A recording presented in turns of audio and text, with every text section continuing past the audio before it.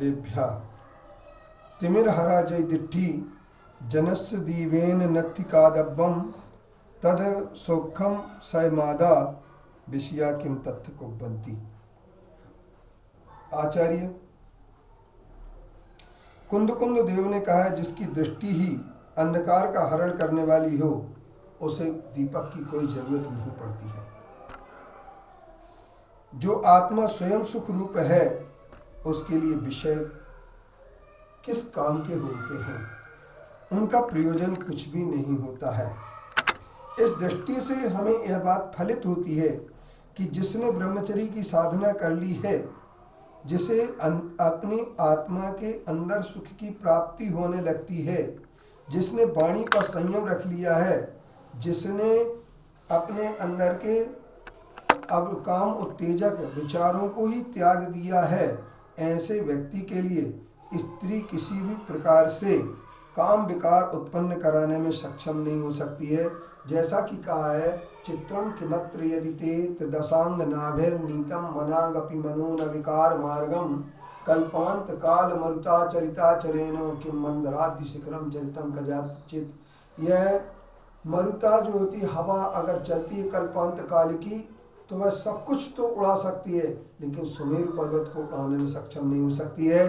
ठीक इसी तरीके से जिसने जीवन में अपने आत्मा के अनंत सुख को प्राप्त करने के लिए आत्मा के अंदर चैतन्यमय सुख की स्थिति को प्राप्त कर लिया है, उसके लिए किसी प्रकार से भी काम प्रभावित नहीं कर सकता है। और काम प्रभावित न होने के कारण से, काम विकार न होने के कारण से उनके अंदर लज्जा, और जिसे कहते हैं लज्जा, कभी भी आ नहीं सकती है। और जिनके पास लज्जा नहीं है, जिनके पास किसी भी प्रकार का काम वेग नहीं है और काम का रूप नहीं है, तो उनके लिए सबसे पहले काम निवारण के लिए नीरस भोजन करना बताया है। इसके ऊपर ऊनोदर बताया, कायोत्सर्ग बताया, ग्राम एक स्थान से दूसरे स्थान में ज़्यादा नहीं रहना बताया, आहार त्याग बताया और स्त्री संग के प्रति विमुख बताया। लेकिन जिसने काम वेग को जीत लिया, इन 6 चीज़ों में किसी प्रकार की वस्त्र के लिए काम वेग को जीतने का उपाय नहीं बताया गया है। काम वेग को अगर जीतना है तो इन 6 चीज़ों में सबसे पहले नीरस भोजन बताया, दूसरे नंबर कम ऊनोदर बताया, तीसरे नंबर कायोत्सर्ग बताया, चौथे नंबर एक स्थान पर अधिक समय ना रहना बताया, 5वें नंबर आहार का त्याग बताया और 6वें नंबर इति स्त्री संग से दूर रहना बताया।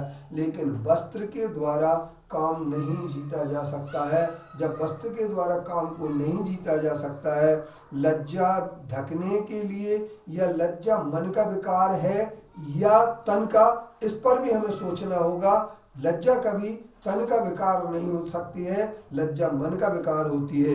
क्योंकि लज्जा मन का विकार होने का सबसे बड़ा कारण ये है कि मन में आई हुई विकृति वाले के ही लज्जा आती है। क्योंकि हम लोगों ने कभी कभी जब गीत गाते थे या गाना गाते थे तो हमारे शिक्षक कहते थे तुम गाना गाओ, तो हम लोग कहते शर्म आती है सर, तो वो कहते तुम किसी की तरफ देखो मत, तुम्हें शर्म नहीं आएगी। शर्म को, लज्जा को यदि कोई जीत सकता है तो लज्जा तन का विकार नहीं है, वचन का विकार नहीं है, लज्जा मन का विकार है। और काम विकार के कारण से ही व्यक्ति को लज्जा का सामना करना पड़ता है, और लज्जा परिचय। और तीसरा कारण उन्होंने ये बताया कि हमारे इन 3 कारणों से ही वस्त्र ग्रहण करने की व्यवस्था बनती है। लेकिन हम जब परिचय जीत लेते हैं, जब हम घृणा को जीत लेते हैं, जब हम लज्जा को जीत लेते हैं, किसी प्रकार की हमारे अंदर जुगुप्सा नहीं होती है, न स्व शरीर से न परे शरीर से। स्वभाव तो सुचौकाये रत्नत्रय पवित्रते निर्जुगुप्सा गुण प्रीतिर मता निर्विचिकित्सता।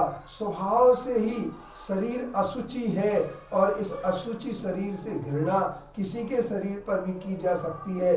लेकिन एक ध्यान रखना, जिसने घृणा, लज्जा और परिचय तीनों चीजें जीत ली हैं, उसे वस्त्र की आवश्यकता नहीं पड़ती है।